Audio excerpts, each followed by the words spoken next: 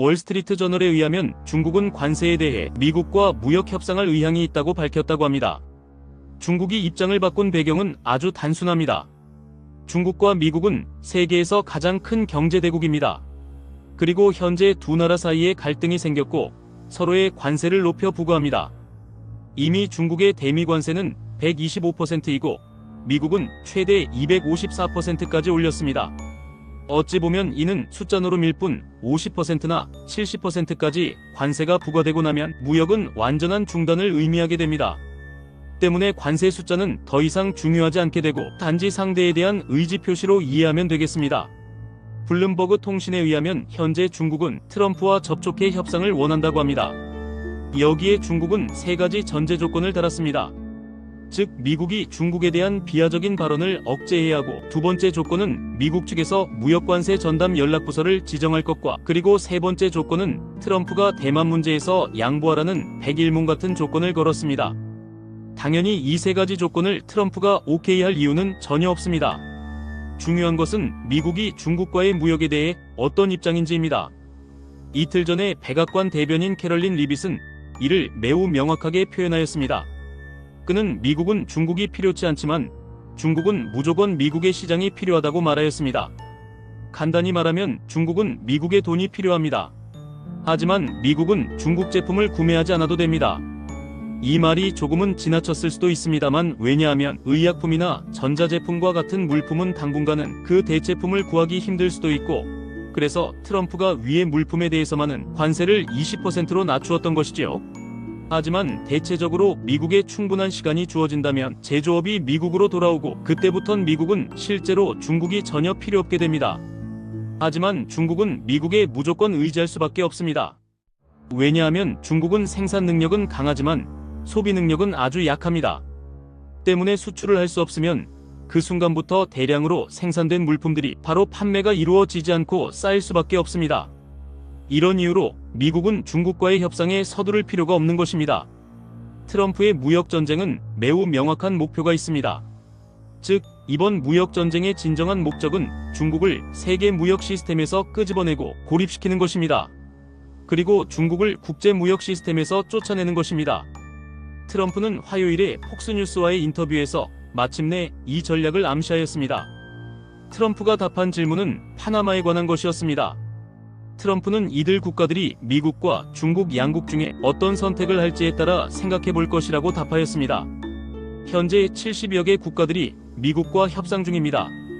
미국은 이 국가들이 협상과 동시에 중국 제품의 무역 재수출을 위한 중간 지점이 되지 않는다는 확신을 미국에 줄 것을 원하고 있습니다. 월스트리트 저널의 보도에 따르면 이와 같은 줄서기 협상은 미 재무부 장관 베산트가 내놓았을 가능성이 높다고 합니다. 소식통에 의하면 4월 6일에 말하라고 트럼프의 집에서 열린 미팅에서 그가 이 아이디어를 제안하였다고 전해집니다. 베산트는 미국의 무역 파트너 상대국들로부터 중국 기업들이 미국 관세와 수출 통제 및 기타 경제 조치를 우회하려는 시도를 막는 합의를 이끌어내자는 제안을 하였다고 합니다. 해석하자면 일본이나 한국유럽연합과 같은 국가들의 미국과 함께 중국을 고립시킨다는 조건하에 미국은 관세를 양보할 수 있다입니다. 그리고 그의 이와 같은 아이디어는 트럼프 행정부의 지지를 받았습니다. 현재 미국은 관세를 무기로 중국을 미국의 경제에서 분리시키는 계획을 진행 중입니다. 관세 전쟁에 대해 트럼프는 철의 장막을 내렸다고 볼 수 있습니다. 2차 대전이 종식되고 1946년에 영국 총리 처칠이 자유사회와 소련 사이에 철의 장막을 내리는 연설을 했었습니다. 소련 측에는 그들의 위성국들이 모두 포함되었고요. 그로부터 세계는 냉전에 돌입했고 실제로 양측 사이에 경제 무역을 포함한 거의 교류가 없었습니다.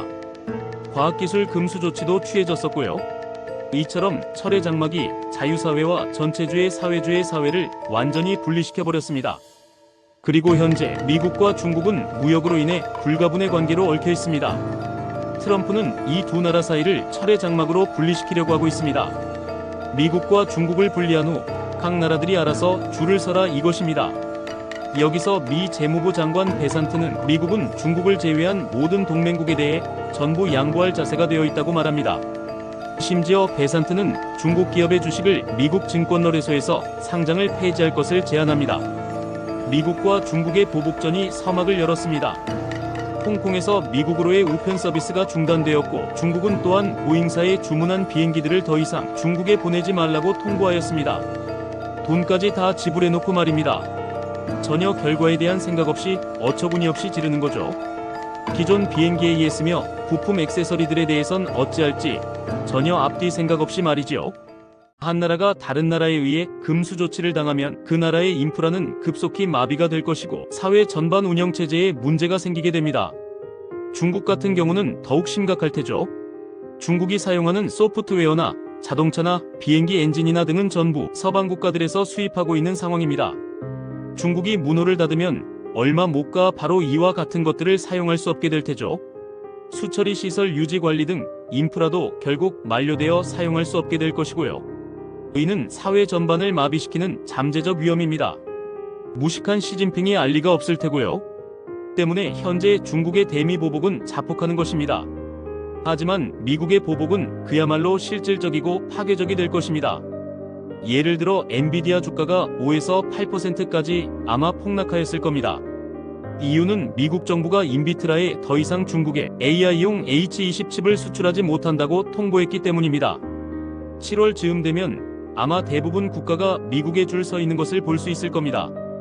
그리고 그 전제 조건은 중국이 제품의 저들의 원산지를 세탁하는 것을 금지하는 것이고요. 즉 중국의 염가 상품을 재수출하지 못한다는 전제 조건하에 말이지요.